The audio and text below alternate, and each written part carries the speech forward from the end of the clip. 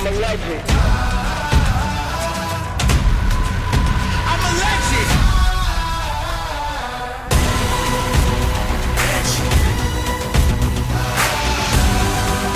I'm a legend.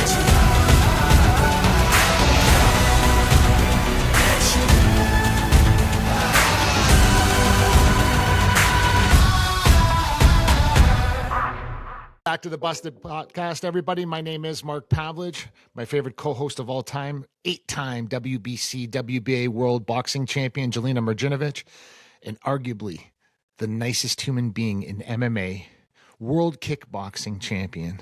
His accolades are too long to list on this podcast. We don't have enough time. One of my all-time favorite guests by a million miles, the one and only Mr. Ray Sefo. Thank you for having me, guys. Appreciate it. Welcome back, Ray. Listen, we're super excited to have you back on the show. The first time around that we had a different co-host, and then Jelena was sitting with me in the studio one day, and she's like, "You know what? Where's this Ray Sefo, man? I want him on the show." And I said, she's like, we want him on the show. And I said, well, I can ask him again, right? But you know, Ray, your life has been so complicating from the day, and now listen. You know, this drove me nuts all night. I'm trying to sleep. I'm rolling around. I'm like trying to figure this out. And I know this game of MMA better than most. And the crazy part is when I read that you are no longer the president of PFL, I thought it was funny. And I'll tell you why I thought it was funny, because I know corporate people think they can run MMA. And the funny part is they cannot. We can watch history along the way. I'm tossing and turning all night in bed. I'm up. I'm like, how did this happen? Why did this happen? He called me at 11 and he's like, did you see this? And I was like, well, I did, but you know, I don't understand it. So, and they kept it on the down low, Ray. That's right. That's the crazy part. Cause if you go check everywhere, it's not like, it wasn't massively broadcasted anywhere. Really. Right. It's just like there's a place there, there's a place there. They almost made it like you're still around, but you're not. And then I don't know, it's really weird. And then I thought to myself, I call it it's the effect of like corporate people thinking they can run MMA, which has never worked in the history of MMA. Not one time it's ever worked. You need people that have had their dick knocked in the dirt, people that have been on the mats, that are, you know, you have to have those guys involved, because if you don't, it never works. No, you need like grinders and hustlers. That's what you need. Yeah. Which is the fight game. Yeah. Exactly. I mean, I totally agree. I don't know where to even start, to be quite honest. When I got the phone call, and then Pete had parted ways, myself, our CFO.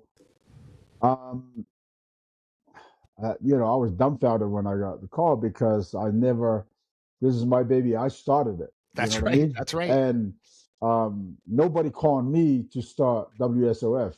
I started it. That's right. I was the one that made the phone calls. I was the one that called Sean Lepman, and Sean called a couple of other people, and like, it was just crazy how I never ever in my wildest dream thought that I would never be part of something that I actually came up with, that I started. And that's right. But you know, this is what happens when new investors come in and they think they can just do a take. Well, they did.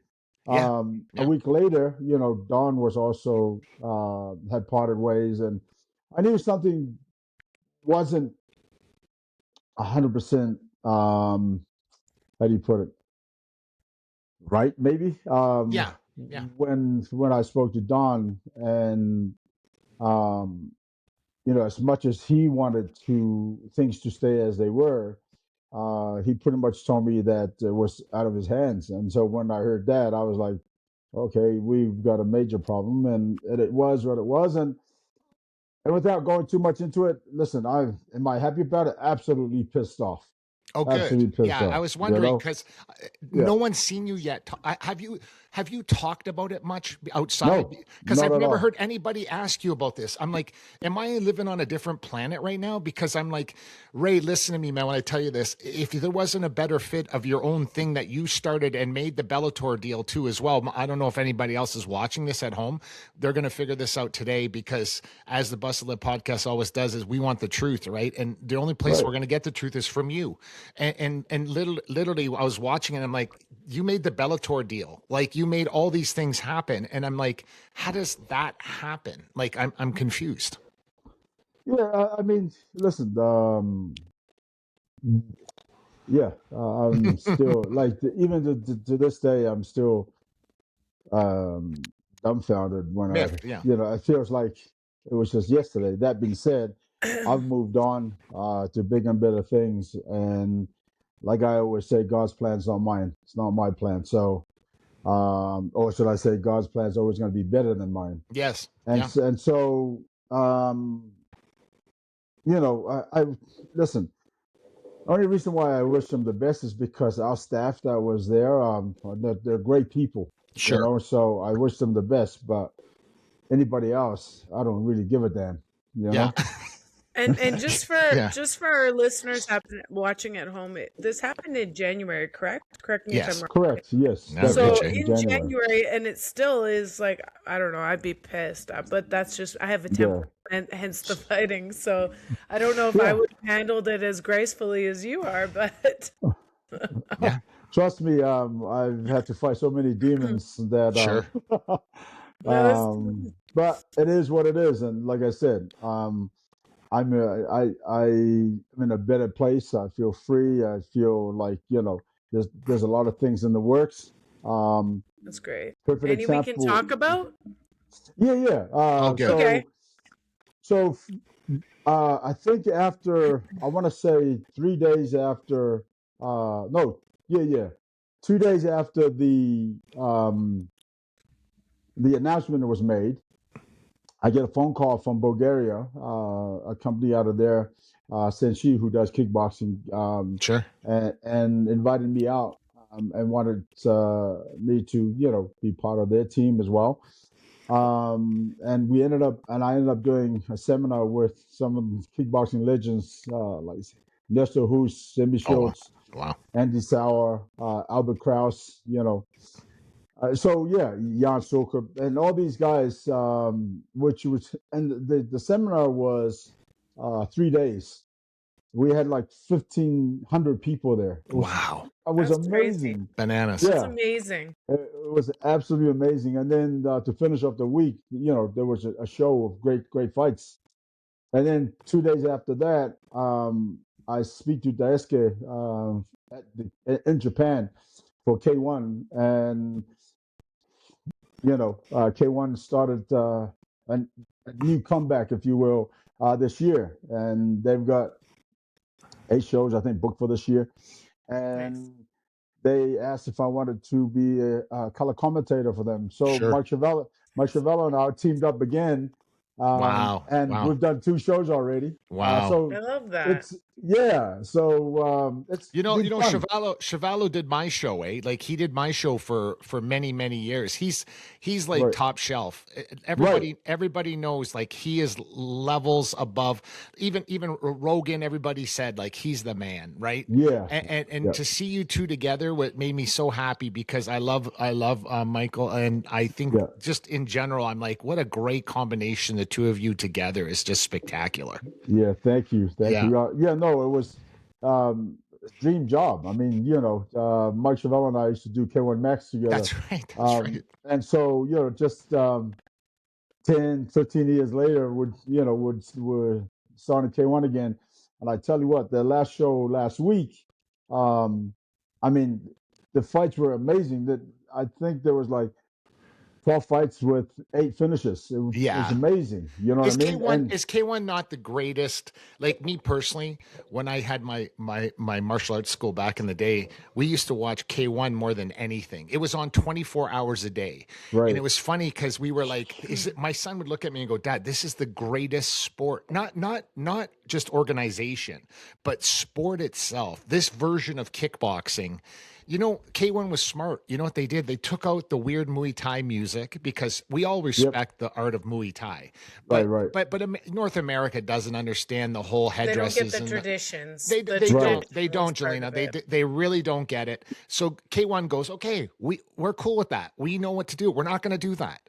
And they just made it really sexy. And I'm telling you that I don't know how an organization like that failed the first time around, because unfortunately the problem is people are not builders. They just want to go, here's our product, we want to make a ton of money, this is what we're doing, but they don't want to build. And that's the trick. Do you think it's because they were maybe just a little bit too early? You know what I mean? Like in the fight game and the acceptance in North America, maybe, at Jay. least. Like maybe they were just a little before their time. You know, it's the same thing when you did MFC and UFC was just kicking off, and they made it more mainstream because they had so much Correct. money to be able to do that. That's right. Whereas, you know, even with women's boxing has been around forever. We just didn't have enough money to really kick it off and get it going and make it acceptable.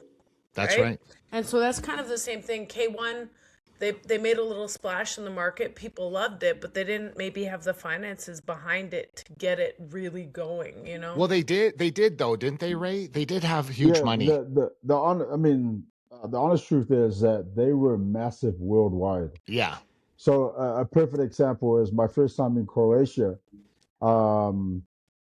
and walking around the streets and people coming, hey, excuse me, Ray, what are you doing here? This, that. Yeah. Like, it was, I didn't know how big K1 was until that. Yeah. And then I was in Romania when I fought there. When we were in, Paris, like everywhere in Europe, everybody in Holland, everybody knew who we were. Europe is so much better for fans, like for athletes, because they support 110%. It's only like North America that's kind of like, all right. Exactly, and that's what I was getting to. Like, I think when they came to the States, Scott Coker was the head of K1 USA. Yeah, and as far as I know, that after speaking to Scott, they tied his hands a little bit, and they didn't really understand the market in the U.S. Yeah. Everybody everywhere else in the world picked up on it, and it was on Eurosport at least 3-4 times a week. And I think where they went wrong is they should have just given ESPN the product for 3 years and say, hey, listen, I want you to market. We want to be on TV for, on TV at least once or twice a week, and I'll give it to you for free. Yeah. Yeah, and that's actually genius. Yeah. And because in the US, it's not like anywhere else. In the US, sports is so big. If you look at NFL, multi-billion-dollar company, NBA, baseball, and so on and so. Listen, darts is on TV more than like combative sports, and you're like, I'm like, I try to flip to 5 fights, and I'm like, why am I watching darts right now? Like, I get it, maybe live darts is unbelievable, but I'm like, darts and bowling, I'm like, okay, I'm so not interested. And that's the thing. I didn't think that they fully understood that. Yeah. And so it ended up failing. But I mean, the K1 was so big, and yes, the way they modified Muay Thai to make the sport faster. Yeah. Because I remember my first year in K1 back in 95, 96, I think it was. Wow. That first year, it was full Muay Thai rules. That's right. Except elbows. And then they, the following year, they modified it because they realized they wanted the sport to be faster. And it was. It was real fast, yeah. Yeah, and they ended up, like the knockout ratio was something like 85%. You know what I mean? So correct. It's massive. You have to watch all the MMA fights that you ever watch. You see the fans yelling, stand them up, stand them up. That's what K1 was. So that's me. That is me. I'm like, hey, get off the ground. Stand them up, right? And you know what's funny? I thought that corporate sponsorship would go 10 times farther with K1, that version of kickboxing, than MMA by a million miles, because you still have the word boxing involved. And no matter how much we think, and no matter how much Dana White wants to tell everybody, like MMA is the biggest thing in the world, we still are obsessively running to huge boxing fights like we're little kids again. Like when they put on a big yes, but it's true, Jay. When it's a big boxing fight, it's very different than MMA. It is, and we literally go, oh my God, we have to go watch this fight, and you're almost hyperventilating when you go to see it. MMA has lost that somewhere along the way. It's being done now. Like even this White House card that we were all sitting anticipating, waiting, and then no John Jones, no Connor, no, like the big mega stars are not even on that card. And it's like, what happened? Like this is what. And boxing is figuring this out again. They're like, no, we gotta put on these big fights. We have no choice. And bring that anticipation back to boxing. And if there's a better time for boxing to retake over, is right now. Yeah, I just saw, I don't know if it's true or not, but I just saw something in the headlines, I think, to do with some sort of lawsuit about they're trying to stop. Yeah. I was like, well, that's kind of crazy. Like, they've put so much work into that. Sure. But yeah, no, I mean, it's I was shocked when I saw that. Yeah. Whether that's possible or not, I have no idea. Yeah, the American government's trying to stop it right now on the boxing? lawn. No, the White House card. The White House card. Yeah, the White House card, which is kind of hard. My problem. Yeah. You know what my problem is with MMA is that for the average fan, everybody thinks, oh, like I've been asked, oh, do you do UFC? I'm like, first of all, UFC is a business. It's not an art form. It's not a martial arts. It's MMA, mixed martial arts. It's not UFC. Yeah. But they've done such an incredible job at branding themselves that everybody thinks that MMA is UFC. And that's the problem. So now they're like, oh, they're going to stop the UFC, the MMA. I'm like, bro, no, they're not. Like, this is just a business. Yeah. No, listen, go ahead. Sorry. No, it's okay. My problem, and maybe it's because I don't understand it as much because I come from the boxing world where, even though you are with a promoter, they make all these fights happen within different promotions. And with MMA, it's you're signed to one company, and it's very rare that you get outside of it while still signed with that company. So there isn't in my head, when I talk to fighters, there's not a world champion for MMA. You're correct. Which I think is a detriment because with boxing, yes, there's 4 major organizations, and yes, there are multiple world champions, but at least you can say I'm the best in the world at something, not I'm the best UFC fighter. That's not a world champion. Like you're not. You're correct. And that's what I loved back in the day when they had the World Series of Fighting and K1. It was everybody from everywhere. And I think when the UFC got involved, we lost a little bit of that. So for me, I kind of, you lost me as a fan a little bit. I mean, I still appreciate MMA and mixed martial arts, but not as much as when it was more globally, if that makes any sense. Yeah, it does. I mean, I've had that where I've talked to people, like if I'm traveling, they said, "Oh, so you do UFC?" I said, so I had to explain to them that UFC is the company and MMA is the martial arts. It's a mixed martial arts. And so then I had to go, well, what's boxing, kickboxing, wrestling, jiu-jitsu, blah, blah, blah. Like, oh, okay.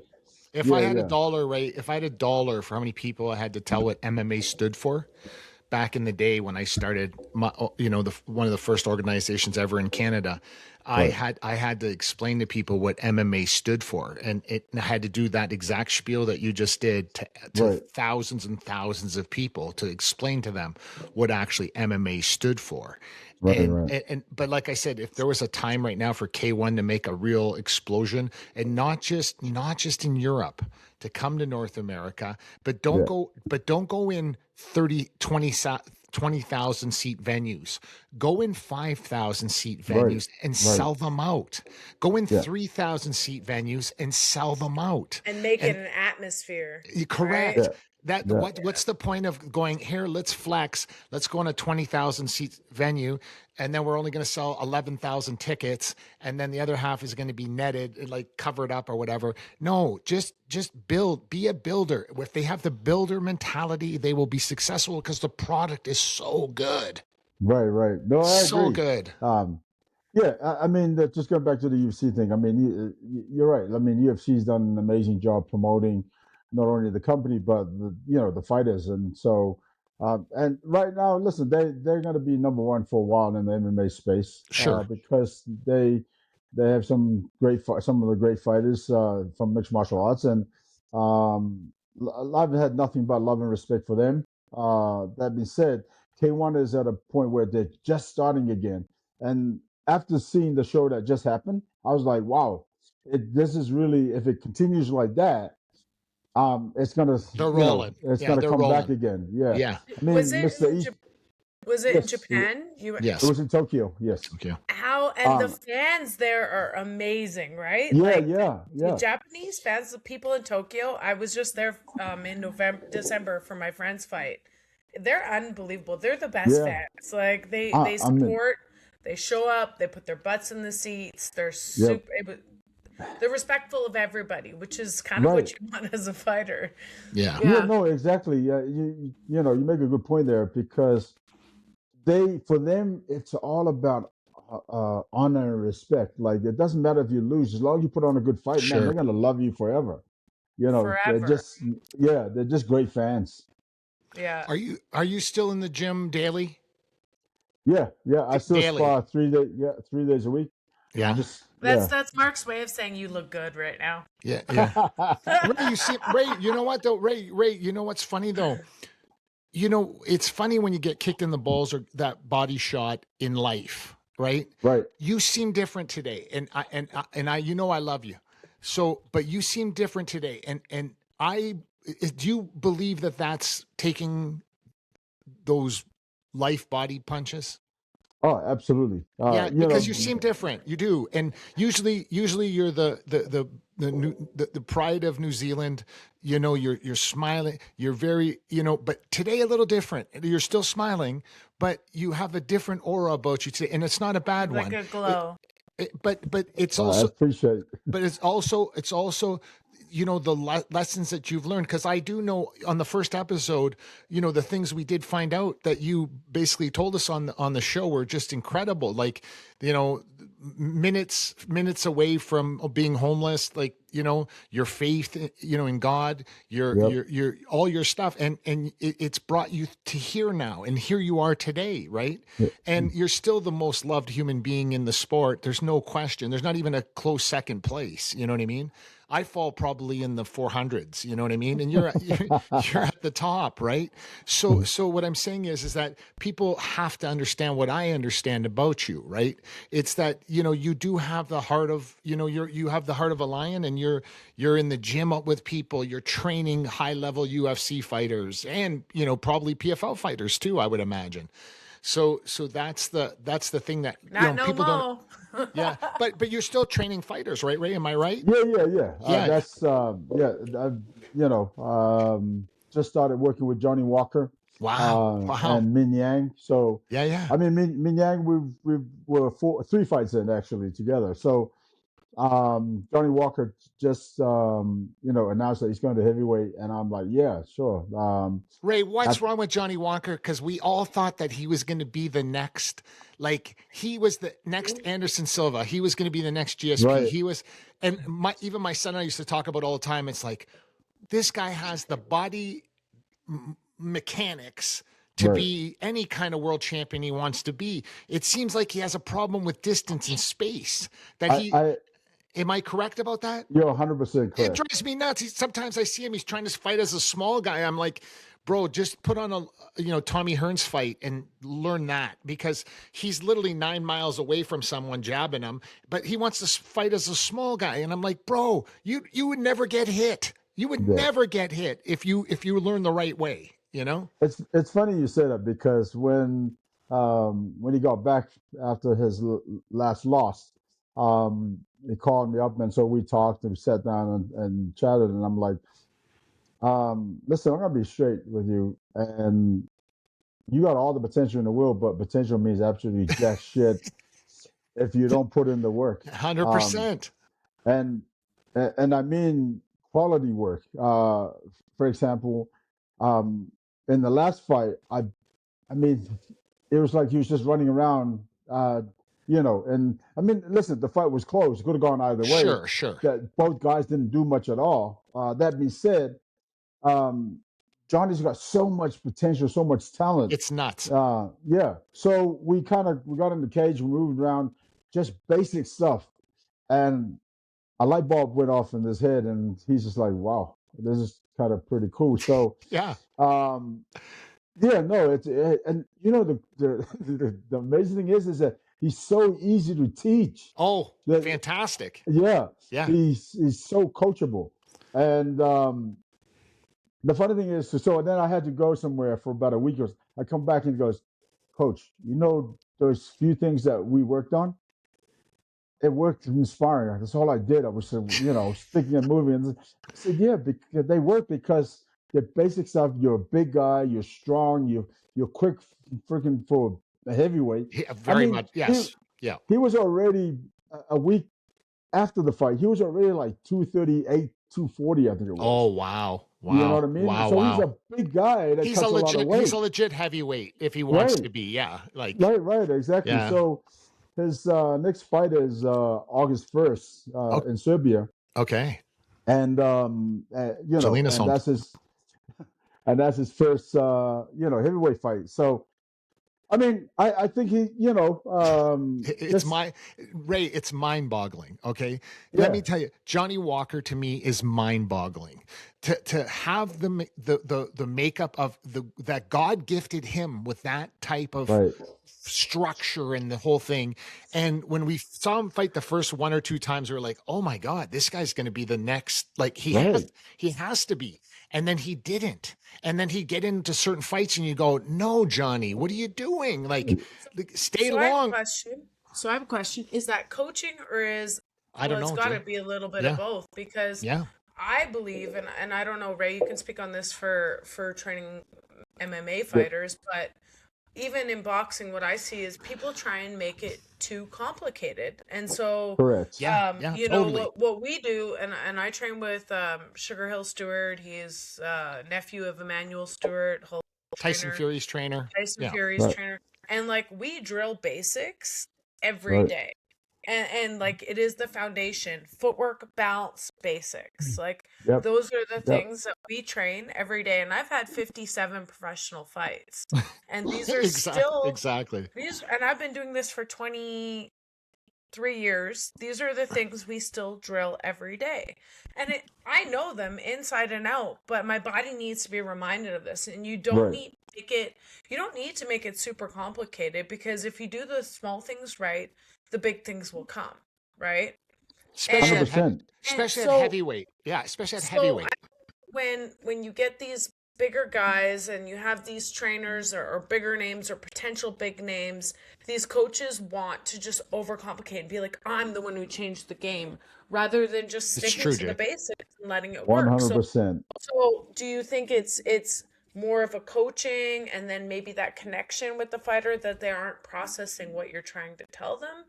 And like you said, you do the basics, and then one day the fighter's just like, oh, why wasn't I doing that from the start? That was so easy. And that, sorry, I don't need to cut you off, but yeah, you're 100% right. When I showed him a couple of basic stuff, it looked like a light bulb went off in his head. Yeah, 100% it's to do with who he's working with. I don't know who his striking coach was for the last few fights, but the thing is, like I told him, well, actually, let me go back to one of the things you said. The problem with MMA is that you can do all sorts of dumb shit, if you will. Excuse my language. No, you're fine. And the thing is, people think that the fancier it looks, the better. it will be. Mm-hmm. And I tell people all the time, no, basics wins fights. Yes. When you look at Mike Tyson step in, double jab his way in, right hand, left hook, and the guy goes down, it looks amazing. But you could throw a million kicks. Yeah. Yeah, basic. Because they're basic stuff. And this, you have fighters like John Jones, for example. Yeah. He's exceptional because, he's a very talented individual who can switch from side to side. Sadibou C, he was a former PFL world champion. And, he still trains with us. Obviously, he moved to Vegas and he lives in Vegas now. And again, another guy who's very hard to follow because he can fight both sides. That's right. Because it's MMA and kickboxing, and he's a 2 or 3 time kickboxing world champion. He's one of the few guys I know that can switch southpaw and react and move just like he's a right-hander. The same. Exactly the same. Yeah. And this is what I tell people all the time: stop doing these switching nonsense because there's only very few people that can do that. Handful. Yeah. And so, yeah, you're right. I mean, it comes down to the coaches that their ability to be able to coach. And of course, the fighter has to make sense of it as well. If he feels it's not right, like when I work with a coach and I feel it's not right, I'll be like, Coach, that doesn't work for me. So this is a thing I find, and so my longtime trainer passed away, and he was like my second dad, and we could communicate. I knew what he was thinking.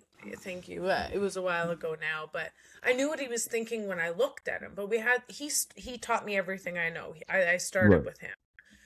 But I found when I was looking for other coaches, and you're like, that doesn't make sense for me. And then they were just like, well, you just don't get it.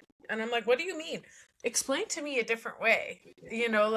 There's got to be an A, B, C, D, E way to explain things to fighters. Right. And I find that some coaches are so quick to be like, oh, you just don't understand that. We'll move on. Well, actually, it's the basis and the fundamentals that you're getting into. So explain to me a different way that my body or my learning way, I'm a monkey see, monkey do, let me repeat a million times, show me again, let me do it again, let me mimic. Whereas some people are very verbal. All they need to do is have things that are told to them. So you need to be, as a coach, be able to adjust and figure out how your fighter ticks, right? Like, I've worked in a bunch of camps now with fighters, helping out, being like kind of like an assistant on some things. And I'll look and there's sometimes when Sugar's explaining and I was like, he doesn't comprehend that way. Why don't you explain it this way?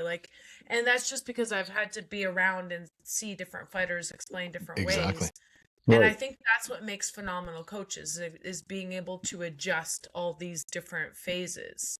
Yep, and 100%. It's frustrating to watch in MMA. I mean, we've been when a lot of guys when Mark had the MFC, we had a big MMA community, MFCs, UFC fighters, and they'd come into our gym to learn striking, and it was so hard to watch them. Yeah, it was awful. Try and take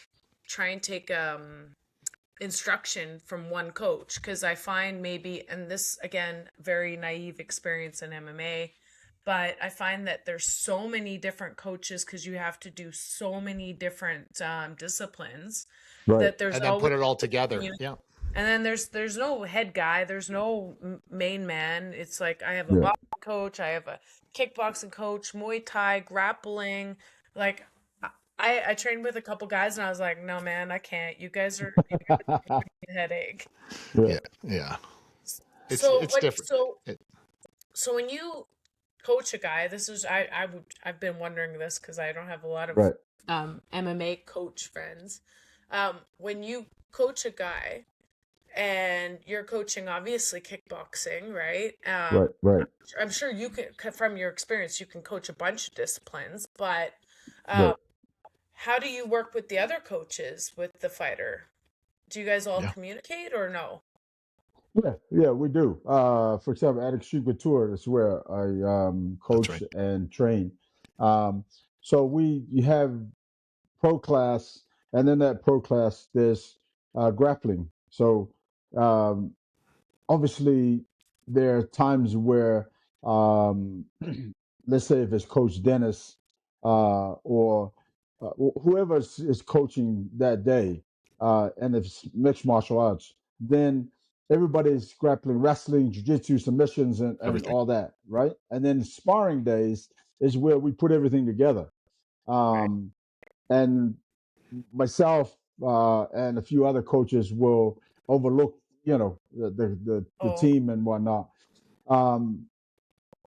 But when it comes to specific training, for example, striking, then the guys that I work with, I focus on basics, and I tell my students all the time, listen, my job is to teach you to teach yourself, because when you make a mistake, you're going to know right away, and so you can make that adjustment within the cage. If I can't teach you to teach yourself, then you make mistakes in the cage or the ring, you're not going to understand how to correct it, or go, you know what, no, let me go back to the basics. Yeah. And so, yeah, so to answer your question, yes, we have coaches where they, for example, Jason Manley and I just coached Minyang in China, in Macau, UFC Macau, that just happened last week. And Manley, he's a legit black belt jiu-jitsu guy who also is a very good wrestler, grappling wise. And so him and I, we just work on how. And there are times when I'm doing the transitions, right. And then there are times where I'm doing pads. I will shoot on a guy, and obviously, and right away they got to defend and get out, and then go back to your striking. And then if the guy is grappling, he's got to, and if he's fighting, depending on who he's fighting, he's got to, obviously spar. If he gets taken down, he's got to scramble, get back to his feet, and go back to his striking. So yeah, everybody, and generally, a fighter will work with a grappling coach and a striking coach separately. Separately, and then occasionally we will all train together. But if the team is working together, it's one coach. Ray, do you notice that? Do you notice it's missing now in MMA, that there's not that much? It's funny. I watch every fighter go straight in, straight back, never making an angle on the way out. I watch no head movement whatsoever when you're wearing 4-ounce gloves, which is totally mind-boggling to me. You're wearing 4-ounce gloves and your head doesn't move off the center line. There's very little martial art mentalities in mixed martial arts, in the fact that we can count on one hand, like John Jones, Conor McGregor, just a very few guys that actually move differently and really have this different way of moving. And I knew that was weird when I was sparring the guys that I trained that fought in the UFC, and I'm an old man, and I was sparring them in the gym boxing, and I was doing very well against guys like Jason McDonald and these guys that fought in the UFC. And they were like, "Oh, Mark, I'm doing really good." And I'm like, "Guys, I'm an old man that never had a professional boxing fight in his life. Do you understand how horrible you are? Like, you're terrible." And I would bring in like professional boxers to spar against them, and they would say, "I don't need no headgear, Mark." And I'm like, "Trust me, bro, you need headgear." And then they'd come back after the first round and they would be like, "Where's that headgear?" You know what I mean? And it's like, yeah, because they realize that, high-level kickboxers and high-level boxers, they're striking. And I still believe that today, that most guys in the UFC have dog shit striking. Like, they're not high-level strikers. And once again, no movement. Like, you watch Jelena fight, and she enters from 45-degree angles, and then she exits differently, and her head's always moving off the center line. And it's like, well, that's what you're supposed to do, even in MMA. Like, why do you think they're wearing 4-ounce gloves and you're trying to box someone with your head sitting right here? Johnny Walker's one of them. Johnny Walker's so tall that he thinks he can fight like this with his chin up in the air because he's so tall, and he's found out that doesn't work. Right, exactly. Yeah. No, I totally agree. And again, it goes back to what we were saying earlier, the basic fundamentals about, striking, whether it's boxing, kickboxing, the basics wins fights, period. Isn't Toporiev right now that guy? Like I watch Gaethje fight and I watch Toporiev fight and I start to laugh and I'm like, am I the only one that thinks that Toporiev's going to knock Gaethje's head into the fourth row of the White House? Because and listen, man, and people can get mad all they want, but I'm like, listen, it's going to happen. Toporiev has clean, basic boxing striking, right. and Gaethje does not, and that's the problem. I mean, it's funny because they're doing a White House card with them as the main event, and you're going to have a guy from Spain knock a guy out from the United States. It's crazy, man. I don't see Gaethje winning any way of this fight. Like impossible. Yeah, I mean, definitely that's a tough fight. Yeah. But either way, that being said, Gaethje has to kickbox that fight. And, correct. Right. But saying that Gaethje is, he gets caught up in the fight, and so sometimes his heart's bigger than his mind. Correct. And so we've seen it. Right. Hardest part of the fight game is not getting caught up. You get caught. You're like, it's impossible. He'll get caught up. He can't. It is can't the let hardest. It. I don't want to. The hardest part of the fight game. Like I get. I'm breaking the news. I'm breaking the news to the people of MMA world. I'm breaking the news on the Bust Lip podcast. Gaethje is going to get lambasted on the White House card by Toporiev. I don't understand. Like there. No, Jay. When I try to explain, this kid's stand-up is so beautifully, you appreciate, like you can see he works with professional boxers and kickbox. You can see it. And Gaethje works with other MMA fighters because I don't know if they got enough time to figure out, as you know, Jay, you need time to move like that. It just doesn't come like that. And Toporiev has that. But it's not that hard to fix. You just got to get them to move a little bit, work behind the jab. When you throw the jab out, you stop people in their feet. Like, sure. Whether you're kickboxing or not, you still throw that jab out, whether you just like George St. Pierre figured out. George St. Pierre figured that along the way. He doesn't have a great right hand, but he did have a decent jab. And he went to, where did he go? He went to Montreal and he trained at the gyms in Montreal, the boxing gyms in Montreal. He didn't spar against professional boxers, but he got trained by oh my God, Jay, help me with the guys from Montreal, the boxers, the guys. Oh my God, I forgot their names. But they literally, he was in the gym with them training, and he had a great jab, George. But he didn't have a right hand, he didn't have a hook, but he had a jab. You don't need to. It just sets everything else up. 100%. Keeps everybody paying attention, right? Yeah. Yeah. That's interesting. Well, Mark, we don't know if that's going to happen. Yes, we do. Yeah, we do. It's crazy. It's like people go like, yeah, of course anything can happen in sports, right? But when you're the fight game. It's one kick, one punch, one broken arm. Like Toporiev can fall in the shower the night before and split his head open, that kind of shit. But listen, I think it's hilarious. I think people, first of all, the card is kind of like all over the place. But then the funny part is that they figured we're going to put Gaethje in the main event against Toporiev. And I was like, whoever matched that up is an idiot, because that's not going to happen. I'm sorry, guys. Like Toporiev is as come advertised. Like he is that kid. He's going to be a problem for everybody. Just like at the press conference when you see like heavyweights talking shit to him, and he's a small guy. He stands up to fight. Like he's that guy. Like he'll fight you. Like I have a question. Yeah, I believe that. Okay. Sure. I have a question. Ray, if you were matching this, wouldn't you match an American fighter that has you want it to be a good fight, but probably has like an 80% chance to win? If you were matching that show, wouldn't you at least 75% chance to win? Because you're in the nation's backyard, right? Apparently, I mean, if we care about that kind of stuff, you're right. It is a terrible matchup because you would match a guy that should win the fight. Like you give him a little bit of odds, right? Wouldn't you? Yes. Ray? Yes. I mean, yeah. Listen, I like Gaethje. Gaethje. When I signed Gaethje at WSOF back in the day, he was my world champion for WSOF. I think he was 2-0 or 3-0, something like that.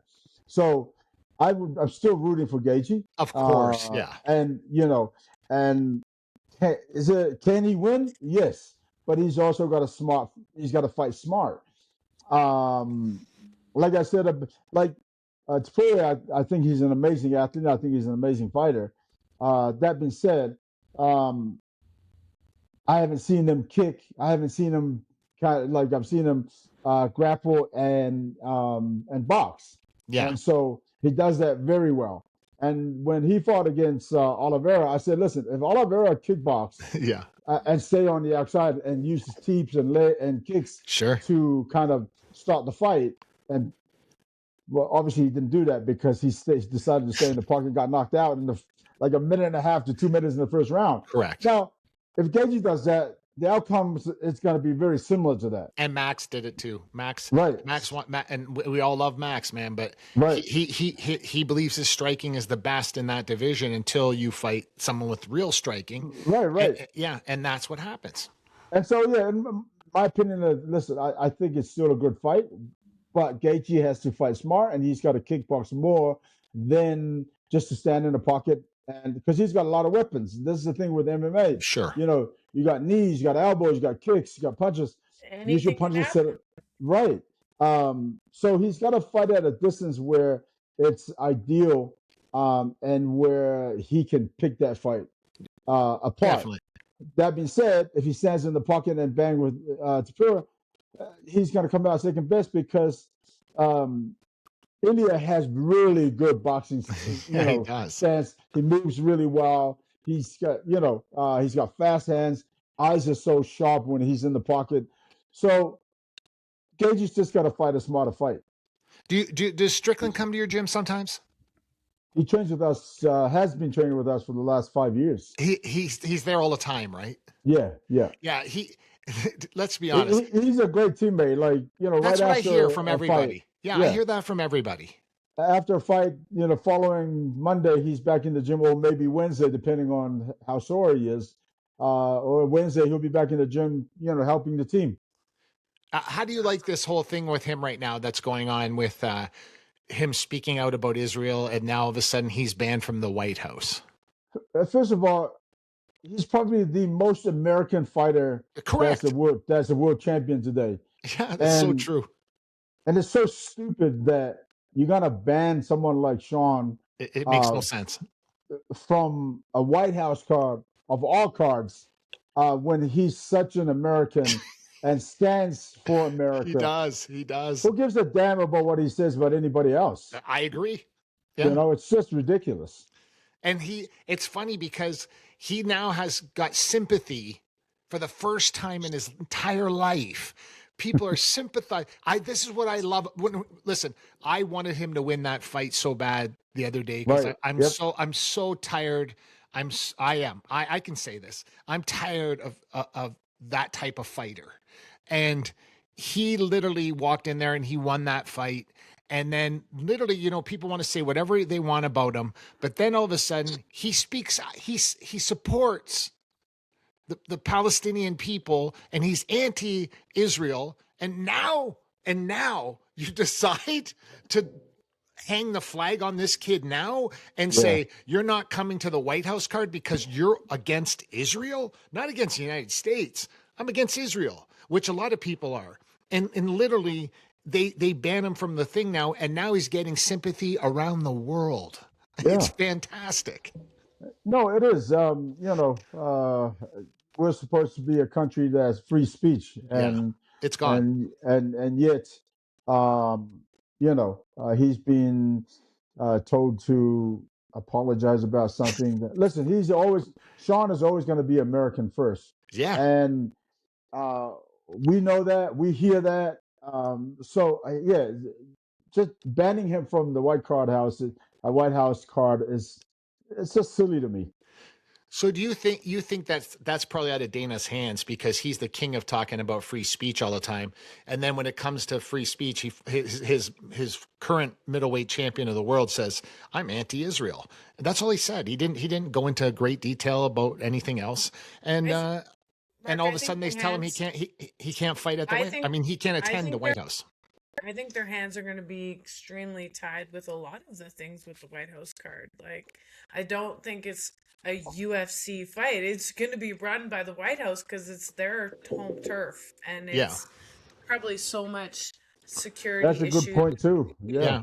So I don't think this is going to be a typical UFC card Sure. because of all of the red tape they're going to have to jump over. So what happened is, then you're saying that Trump called Dana and said, you know what? Hey, I'm going to do a show. No. I'm saying that I'm going to be a promoter now. That's probably what he said. No, but I'm figuring Trump calls Dana and goes, listen, this Strickland's talking shit about Israel. I'm not letting them come. That's Trump that did that. It's not Dana. Dana would never do that. And, or someone within Trump. Security. It's correct. And someone within security. Correct. Yeah, you're right, Jay. So, I mean, there's a lot of speculation we can make about this happening. It's unprecedented. It hasn't happened. So this is a trial run. And then who knows? You could probably see this happen more often to try and be more patriotic, whatever. We can guess all we want until it actually happens. But I can guarantee you UFC has zero call on anything happening. I think you're right. This is not a UFC show. This is a White House. It is a government show. They are going to run everything that it has to do with it. And we can't control that. The fight fans will get a half a show maybe because of all of the stipulations and all the things, but it's not here nor there. I just think it's funny to see Strickland get sympathy finally for something like this. Like a guy that can say anything he wants, and then all of a sudden he supports Israel, anti-Israel, and then all of a sudden he gets support from around the world from everybody. It's crazy. Listen, and then the next time he talks, he's probably going to get hated by everybody. The guy is a recluse, and whatever comes out of his mouth comes out of his mouth, and good to him. Freedom of speech, to each their own, but that guy, he's all over the map. I've gone from absolutely I look at it, I turn it off when I see him. No offense, you can tell him I said I don't give a shit. He is one of those guys that when you hear something come out of his mouth and you're like, where are his people? Like, where are his people? No one tells him. No. Shut the fuck up at some point. But listen, this is the same guy that's right now the middleweight champion of the world that probably can have sponsors from all over the place, and he tells Nike to go fuck themselves. He says to Nike, "You're making stuff in like sweatshops in China," and he goes, "I'm not going to support." Yeah, but he does that. That's what I'm saying. That's great. He truly doesn't care. Am I right, Ray? Is it a real thing that he really doesn't care? He really doesn't. Like Sean, and that's what I love about him. That's what I love about him. He's what you see is what you get. Yeah. That's who Sean is, and that's what I love about him because he's real. Like there's no hidden agendas. Yeah. There's no trying to mask something. Sean is as real as they come. He'll tell you, that you're a piece of shit if he thinks that you are. He'll tell you you're an amazing guy if he thinks that you are. He's that type of guy, and that's why with us in the gym as a teammate, we love him to death because he's just who he is. And Rick, does he have a soft heart? He has a soft heart in real life, doesn't he? But he'll tell you in different ways. Like funny. Yeah. He's go back to when he first became world champion. Yeah. Prior to that, he's in the gym going, all right, sparring, everybody kill each other. When he became a world champion, he started. You gotta learn. Right. So he started taking more control of like being a leader. Okay. And then you start to hear little things here. And then he got married. And obviously and that changed too. It takes a special person to actually be with Sean. Yeah. And so this girl, his wife, it's got to be such an amazing woman because Sean is, like I said, he speaks his mind and he doesn't care whether he offends you or not. Yeah. Yeah, that's clear. But that's what you love about him. He's just real. Yeah. You know what I mean? People will say he's stupid. People will say he's dumb. But when you understand who he is, he's actually a great guy. Yeah. He can't be. Yeah. Like, Yeah, I agree with you on that, because I just think the whole plot twist right now about him being sympathized with is absolutely comical, because he's enjoying it too. I can see he's enjoying this, like being sympathized with, because he's anti-Israel, and he's literally, and I'm sure the White House has not the White House. I'm sure the UFC has apologized to him immensely about not being able to come to, because Jelena, you got it right. It has nothing to do with the UFC that he's not going. It's some security guy that was a former Navy SEAL that works for the White House that told, that guy can't come. That's what it is. Yeah, exactly. You hit it on the nail there, Jelena. It's controlled by, and rightful so. I mean, it's their house. I guess security wise, it's their house. It is what it is. And listen, Sean's not going to lose one night of sleep from it, but that's awesome. That's awesome. So Ray, what's on the next thing for you right now? Like what's Ray Sefo doing next week and the week after and the week after? What's he doing? Right now, we got Johnny Walker in camp. Awesome. That's the next big thing. Obviously, the prior to that, I have another K1 show, awesome. which is June 20th. Okay. No, July 20th. Sorry. July 20th. Okay. Where? Yes, where? Tokyo. Yep. Okay. That's in Tokyo. Awesome. Yep. So, and then a few days after that, we leave for Serbia. So, that's kind of like what's in. But there's a few other things that I'm working on as well. So we'll once that's kind of in place, we'll talk again and and discuss that. Has your faith stood by you during this time? 100%. Honestly, have you gone to your faith in this time? Always. Yeah. Always. There are many, there are many times where I've just kind of sat on my own and just talked to God many a times. And honestly, without my faith in Christ, I'd probably be a wreck. You know what I mean? But at your most hardest moments and times, you just lean on Christ, and He's always going to be there. I love that you do that, like even on social media, because some people they have a fear of that now, right? You know how it works. Like people won't express their faith on social media, and you do, and especially as a high profile person like yourself. It's like, it's almost kind of in a weird way, it offends people, and I don't know why it would ever offend anybody, but some people feel that way.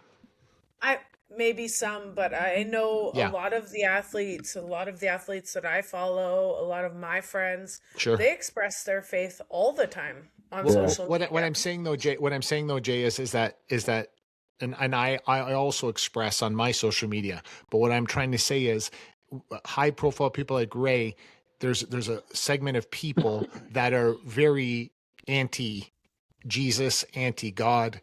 And it's not even a small amount of people. It's a large amount of people, and it's in the United States. It's in all over the world. And I've been watching it and not wanting to watch it, but I do love that you don't care about that, Ray, and you go along that path.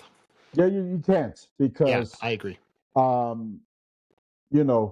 People need to know that Christ is the way, the truth, and the life, and nobody comes to the Father except through Christ. Listen. People can believe whatever they want to believe. Sure. But if you look at over 180,000 prophets in the world, in the history of the world, there's only one prophet that came back to life. That's Christ. That's right. There's only one prophet and people can say, well, how do you know? Well, it's really simple. It's in the scriptures. Over 500 people saw him. His disciples were with him. So at the end of the day, I just want people to know that Christ is the way, the truth, and the life. Can you see yourself doing that when you get older, like actually preaching? Because no, Ray, you think it's funny today? No. You think it's funny, but I don't. Well, Mark, I don't think it's funny. Oh, okay. I laugh because that's what my parents wanted me to do. And your parents were right, Ray. Because your parents in New Zealand were correct. Because listen, I'm telling you, you have a way, because you have a history of doing something so violent, meeting in the martial art world, and then you do that as a, I hate to use the word side hustle to be a preacher, but literally you literally do that on the side, and literally I can't see it not being successful for you, and also too therapeutic for you. You know what I mean? Like 100%. Correct. This, for example, so we have two. I was in the sauna on Thursday after sparring, and two of the guys, James and what was the other guy's name? Young fighters, young kids. Sure. And Lazar, I think it was, and they were in there cutting weight, and they just fought in this weekend, this past weekend, Saturday, I mean. Sure. And so I said, "Oh, so when are you guys fighting?" And they're like, "Oh, we're driving to LA, right out. I think they had to be there by 6 or 7 o'clock, so that they were to weigh in." And I said, "Well, just make sure that you get to say a prayer and thank the good Lord, and He's different." And they were like, and I just said that out loud just to let them know that that God is always there, right? And they both said 100% all the time. So we ended up talking about Jesus, and then after I was about to be done, I said, "You guys want to do a little prayer?" And so we did a little prayer together, and they appreciated that much. Because Ray, I mean? until someone breaks the ice with that, no one knows for sure, right? So that's the part that you have that gift, and that gift is given to people along the way, and you're one of those people that have that gift. But it's the Sam Alveys of the world, Sam, same way, very faithful person, and he doesn't care. He doesn't care if you don't like it. And there's Tyson Fury. Yeah. Jelena's great friends with Tyson Fury, and Tyson's very spiritual, and he doesn't. I've gone to church with Tyson probably 5-6 times. Correct. We say a prayer before every fight. He's a real believer. Like he's not doing it for the show. He's doing it because listen, you get to a point in your life where you understand that, how did I get so blessed? Like, why am I so blessed with so many things in life? Yeah. And then you understand that you're not that smart. You know what I mean? Like you're not. And I'm sitting there and you go, well, it must be something else. And then you can run away from it as long as you want to run away from it. But then you figure out, oh my God, maybe it is true. And then when you understand what we all understand, then you go, okay, I just accept it and I embrace it, and it's part of my life, and that's what I love about seeing your stuff. I think you should continue on that path, and it wouldn't hurt once in a while for you to preach in Vegas, because there's so many great churches in Vegas. There is. Mark is trying to get everybody who comes on to like say a sermon or something somewhere, and I love it. That's not hilarious. True. That's not true. Okay, there's been 3 guests we've had, I think, minimum, but they're faithful guests. So what can I help 100%. Yeah. 100%. However, Mark, people are busy in their life, and not that they're too busy for religion, but maybe it's not religion, Jay. It's spirituality. That's the problem with correct. Sorry, spirituality. Yeah. Maybe he doesn't want to go up and say a sermon. Oh, he would kill. He doesn't even have to. We're not saying he won't kill it. However, maybe he doesn't even have to write it out. He doesn't even have to write it out. Ray knows what I'm talking about right now. He does not even have to write it out. He can go on any pulpit in any church, Christian church in Las Vegas, Nevada. I'm not saying he wouldn't even need a script. He would speak from the heart, and it would come out of his mouth without him even trying. I don't disagree. I'm just saying. Agree or disagree, Ray? I agree. Yeah. I mean, listen. I agree. I'm just saying, he's got a lot of stuff to do. Maybe he's, doesn't want to. Yeah, I didn't say that. I'm throwing it out there. Maybe he wants to sit, Mark, every time. Yeah, maybe I'm just throwing it out there. That's all. Yeah, no, God has always been my life since I can remember. I think it was 9, 10. Yeah. I've always had faith in God, and he's always been there with me through great times, tough times, and I always listen. I always say to God that wherever He guides me, I'll go. And so, life has been great, even though you run into bumps along the way, but God is always there. And then, like, one of the things you said was, what I really love seeing is fighters in the UFC and other different organizations, K1, after they win, they're everybody's thanking the good Lord, and and thanking Christ. Yeah, exactly. So it's so awesome to see that, because I think we're in those days where I truly believe that the coming of the Lord is in our lifetime. Yeah. Well, Jelena, we can talk to Ray. That's why I told you it goes by fast with Ray, man. It's like it's so fast. And literally, Jelena, if you could have the last word on Mr. Ray Sefo. Ray, it was a pleasure. It was my pleasure to meet you. I really enjoyed. Likewise. Really enjoy your energy. Like Mark said, we could talk for hours, and there was so much more I wanted to talk about, but this is what happens on the Best of the Podcast. We go kind of like on a tangent and we can't get out of it. And I wish you all the luck and everything. And next time I'm in Vegas, I kind of want to pop down to your gym and say hi, and definitely come in for a lesson or two, and feel that energy in real life, because Mark said to me prior, he's like, you're really going to love Ray. He's just good people. And the minute you came on, and your smile, and you're just very intoxicating. So thank you very much for joining us again today, and joining me. Thank you. Yeah. Appreciate the kind words. And so thank you so much. Yeah. And anytime you're in Vegas, let me know, and come down to the gym for sure. Don't you got a Gulf Stream still stuck in Vegas somewhere, Jay? Don't you have your mobile? No, it's not. No. It's an Airstream. Airstream. Sorry. So Ray, when COVID happened and my trainer passed in 2019, I took my trailer down to Vegas, and I was living there trying to find a trainer and working out there with a couple of my really good friends. So I'm no stranger to Vegas, that's for sure. Okay. Yeah. Perfect. And Ray, what can you let our audience just kind of like last words, basically the trials and tribulations that you actually faced in your life, and come out the other side. What's the best advice you can give people watching?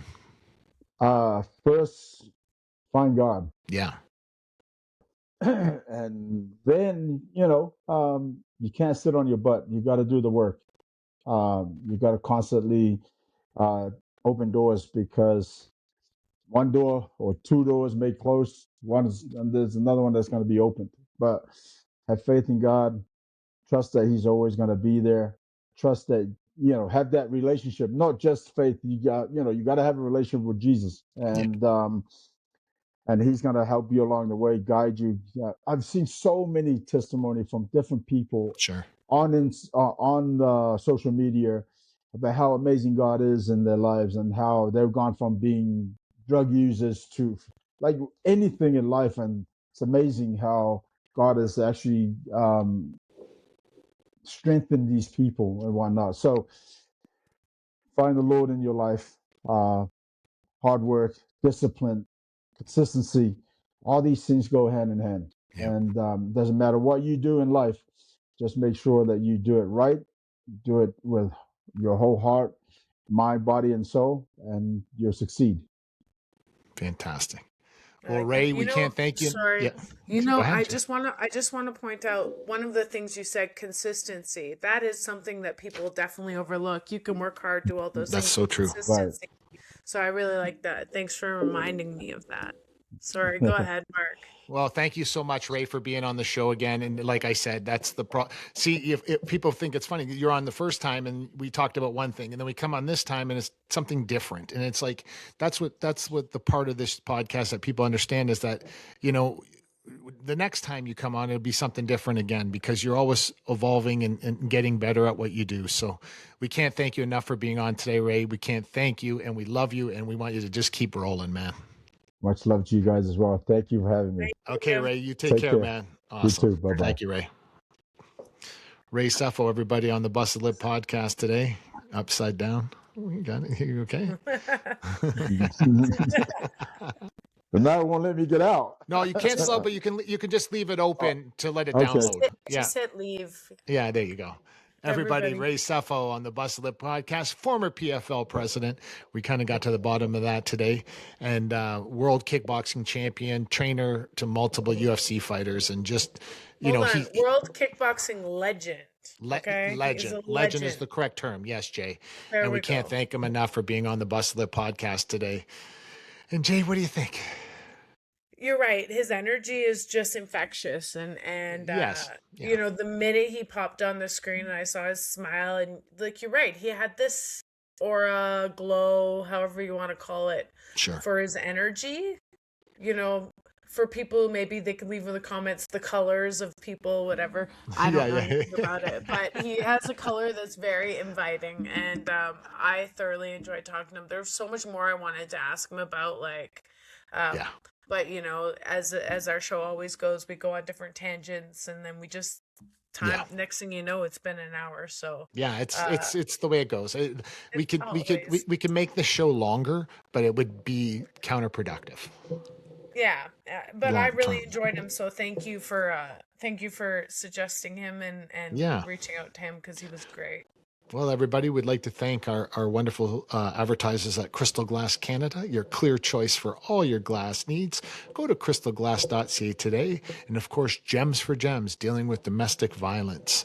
And their social media stuff will be all over our stuff. So you can check it out and go to their website and donate as well to Gems for Gems. If you look at their website, they actually have their one of their big charity events, That's Gems right. Cups, coming up June 23rd, but 22nd, 23rd. So go to their website, check it out. If you're in the Alberta region, it's always such a good event to go down. Definitely. Down to. If not, again, like Mark mentioned, you can go on their website and donate for great. Yes. And everybody, I'm Mark Pavelich, and of course, 8-time world boxing champion, the lovely Jelena Mrdjenovich. And tune in every Tuesday, everybody, on the Busted Lip podcast, 5 p.m. Mountain, 7 Eastern, 4 Pacific. Every Tuesday, a new episode drops. We'll see you next week, everybody. If you haven't subscribed, hit that subscribe button. That's right.